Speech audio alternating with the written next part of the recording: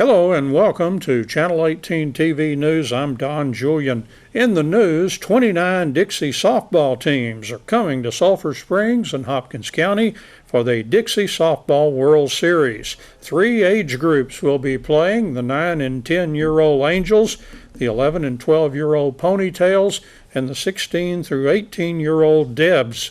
Opening ceremony coming up Friday at 5:30 p.m. at the Civic Center. Then games will be beginning at Coleman Park Saturday morning. All 6 fields at the park will be utilized Saturday and Sunday. Use any parking lot you would like to at the park, and some shuttles will be available to give fans a ride to the fields. Games will continue through next Wednesday. In sports, the Lady Cats volleyball team had their first practice of the season Thursday morning. I asked new Lady Cats volleyball coach Bailey Dorner her thoughts on the first day of practice. Had a good turnout. Kids are hustling, working hard, they're listening, they're being coachable. We just got to continue that on through the next couple days.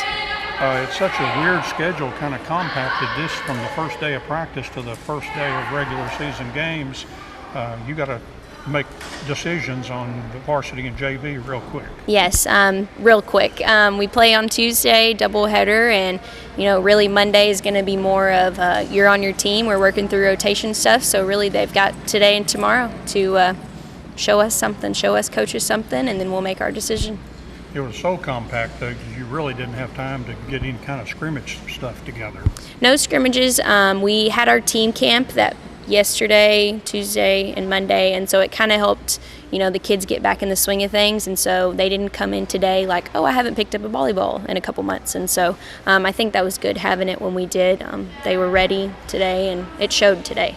Yeah. What do you think about the potential for this team this year? Oh, it looks great. I'm looking for these seniors. I've got quite a few to just step up and be leaders in the whole program. Got some promising young kids, and just all the way around, I think I've got kids that are just excited and want to be here, which is more than anything. So, of course, not only JV and varsity, but again, kind of putting people in their niche, whether they're going to be, setters or diggers or net players, that sort of thing. Yeah, I'm looking for players that are versatile, that, even if you're not a setter and the ball comes to you, you've got to be able to get it to our passers and our setters and our hitters. And so we've been working on that, doing some drills where kids are a little out of system, not in their normal positions, but it just makes you a more well-rounded player. As a coach, what's your system in volleyball? What attacking and defense and that sort of thing? I just really want kids that are scrappy. I want kids that say, if you're going to beat me, you're going to have to earn it. We play tough. We play hard. We don't give them any easy passes. We don't want to just, lightly hit the ball over the net. We want to make them work for it. And so just being aggressive and scrappy and just all over the place, I like that. Now, you had a morning practice. You've been going now for 3 hours. I guess there'll be a little bit of break, and then kind of a conditioning afternoon? Yes, this afternoon they're coming back for conditioning and weights, and then tomorrow we'll have the same format: volleyball in the morning, working out in the afternoon. Hope to have a team maybe by the end of Friday, or are you going to think about it? Are they going to practice Saturday? Our plan is to have it by Friday, and then Saturday will be a varsity-only practice, so we'll have them set tomorrow. All right. Yeah. Exciting, isn't it, Coach? Yes, very. Thank you. Wildcats co-ed team tennis squad began practice on Monday. Wildcats tennis coach Tony Martinez feels like this year's team of returning senior guys and talented sophomore girls may be his best team ever in Sulphur Springs. I talked with Coach Martinez Thursday as he was wrapping up a 4-day tennis camp.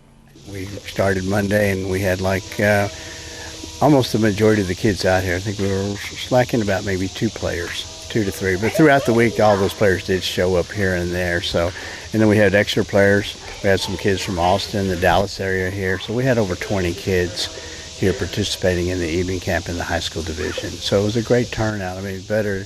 And then in the morning here, I've had the 10 kids. I've got the middle school kids coming here in a few minutes. And so we've had a good, for me, it was 30 kids for this week. And I think Tyler Lee had 30 kids this week too. So I felt like I know in the days we'd passed, we probably had 15 or 16 kids. So when we double it up to 30 kids, then we're improving here. So I'm happy with the results here right this time. All right. Good to give us the camp news there. But on team tennis, it looks like again this year kind of like you did last year. Lots of matches, especially early, I guess, before school started. I really wasn't planning for that many matches. I was only going to keep it at 5 or 6 matches, and it ended up being 12 matches again. I got a lot of calls there in May where they wanted to play, and we do have a great boys team, and we have a decent, we have a couple of good girls on our team that they want to go against. And the only way I, decided to play these matches is if you come here. If we make these home, I'm not going to travel. So about 7 to 8 of our matches are here for the next 2 weeks. We're here. We just traveled away maybe a handful of times, but that was the beauty of it. So I just kept adding more matches when people started calling me. In the past, I've had to call and knock on doors and, hey, can we play you? Now this past year, I'm getting the phone calls. Can we play? Can we play? So that's another. I feel like we're happy. For the team and the program. That the recognition that, hey, we're being recognized throughout the other, with all the other teams out of the district that want to, get to play us. So I'm very happy with that. I mean, that makes it and the kids are also happy with that too, because they're going to get play matches, and we're going to be ready for district this year. We will be ready. Now, you all start on Monday for real, and you'll have some tough foes coming in here. I have Sherman coming in here. He said he may not be as strong as he's had in the past, so this could be the year that we hopefully can take him. That'll be a 9 o'clock match in the morning, and then we have the 2 o'clock in the afternoon match a little bit later. We play Denison that afternoon. We've already talked yesterday, and we kind of, with the heat, the way it's been, we're looking at, maybe making these like 8-game pro sets instead of 2 out of 3 sets like we will in the morning. So we abbreviate those, and then we turn right around Tuesday morning and head off to McKinney Boyd and play. So we'll have those first 3 matches, take a little break Wednesday, and then Thursday we're back on a doubleheader out at White House, and in the afternoon, John Tyler. Yeah, busy schedule, just like last year. Let's talk about your team a little bit. You mentioned the guys. In fact, it looks like to me maybe the best team you've ever had. You can tell me that, but the guys are very experienced on that end. We're strong all up and down from 1 through 7, 1 through 8. We are a very experienced team. But the sad part is they're all seniors. Wow. And the seniors these are the kids that I've had since the 7th grade. And they are very good. I mean, and as I said, we got 1 or 2 or 3 good standouts. Jonah Kirkpatrick is hitting the ball real well. I mean, he's our, I guess our captain of the team and star. But I've got all these other seniors that on a given day they can play just as well as Jonah Kirkpatrick, Aaron Lucas, Logan Schumacher, Jordan Gonzalez. These guys, all seniors can get out there and play. And that's the beauty of it, that, hey, on a given day. And so, like, the motto for this year is, do your job. Every one of you. And if we do our job, we should have some pretty good successes this year. I'm looking forward to that, in the fall and in the spring. No slouches on the girls' side. We remember the fantastic freshmen from last year, and they've I'm sure, gotten a year older and a year better. Jolie Cantu is leading this freshman team, and she's doing really well, and she's been participating. In the USTA circuit, she is a champ player. She's not a ZAT player. She's a champ, trying to move up to super champs, and that's really good. And then the other girls right behind her, Paige, Missy, Savannah Lilly, and Emily Dick, those other 3 freshmen have made leaps and bounds, and they have been playing all summer too. That's the other, this team, this is out of the 5-6 years I've been here, this team has participated all summer long in different practices over in Lindale to Longview. They travel nightly, Tuesday nights, Thursday nights to do other academies throughout the summer. Haven't had that in the past, but these kids have picked it up. And then I've got 3 or 4 incoming freshmen that they're way ahead of these other freshmen when they started. So we're really a young girls team, but give us about a year to 2, and we're going to be the toughest girls team out here in East Texas. They're juniors and senior year, but with this good foundation of Jolie and Paige and Emily and Savannah, we're going to do well. And then I have my 2 juniors, Katie Beth Hurd, right, and Harley Steegett. Yeah. They kind of shoulder the, they kind of, they're the, Katie Beth's the captain of the team, and, and they all respect, and they they pull for everybody. They pull for everybody on the team, be it the freshmen, be it the freshman girls, be it the senior girls and senior boys. It's more of a family thing this year. This is where it's real close-knit and everybody's supporting each other. I don't want to put pressure on them, but best team ever you think that you've had since you've been here? Well, for me, it is the best team ever. I mean, it's the best team. And I think it'll be better, as we progress. You have your cycles, and I'm not saying anything about the first 2 to 3 years. And they had different coaches before I got here that they've been accustomed to, and the kids that we have right now, they only know me as the coach. So that's where it's been, where you lay a foundation, and they get out there and they're doing their job. So, I'm not saying the coach before this he was a great guy. He's the head coach at Nemanny's over there at Lindau. Mm-hmm. He was doing a super job here. It's just difference of coaches, strategies, and how we think. It's just like I said, it's nothing that he did everything right. And like I said, it was just hard to, get the kids to buy into what you're trying to sell. They bought into what he sold, and then you have to get them to switch gears and go with what the new coach kind of wants. And that's just like anything. Be at the University of Texas for a men's football team, you get bring in a new coach, you got to buy into what they sell. Alabama, any of these, who brings in a new coach, it just takes time.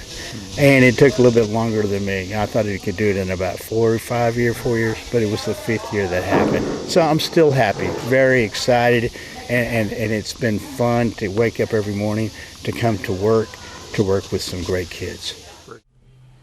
On Thursday of season ticket week, tickets went on sale for the general public. As of 11 a.m. Thursday, there were still good seats available at the high school media center or library. They will be open for sales Friday from 8:15 a.m. until noon.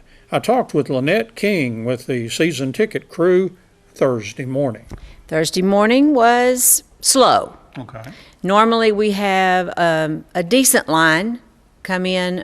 This is the general public wanting to get tickets for the first time, just to kind of get their foot in the door. And we had some really, really good tickets, and still do have some really good tickets. So if anybody wants to come to the games, this is a great time to come and go ahead and come and get them, and you're going to have the chairbacks. In a general way, how many might be and where they are?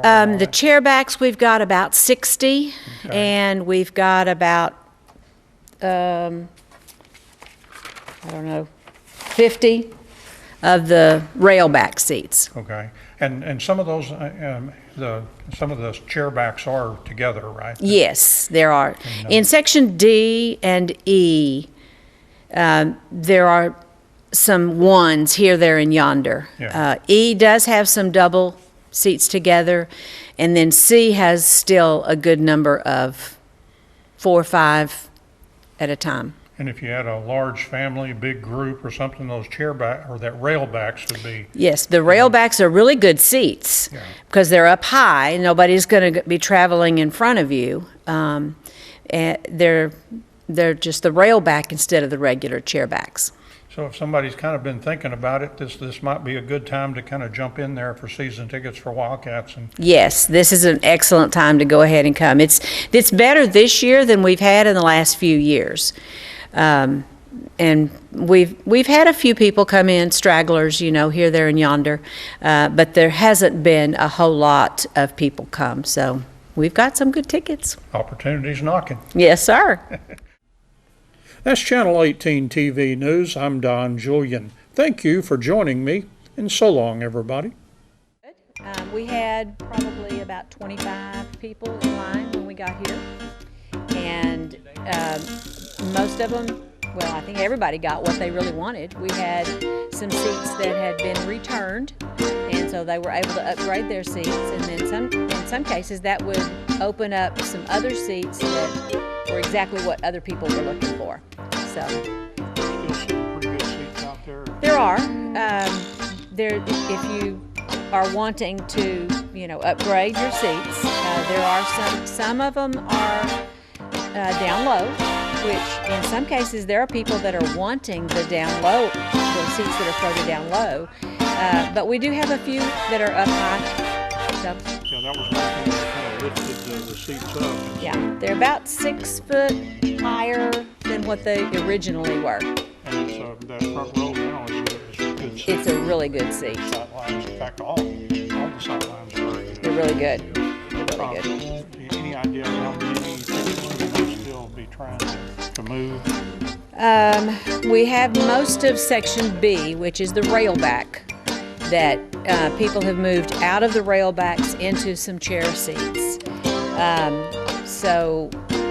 And that's close to 100 seats there, so there's probably about 75 in the Section B. And then we've got probably 30 or 40 spread throughout Section C, D, and E. So if they don't get gobbled up today, Thursday is going to be, they're going to be really happy on Thursday morning. Get here early. Yeah. And we say that, but again, we'll probably end up with a really good seat. That's very possible. So things were smooth, everything working like Everything went exactly as planned.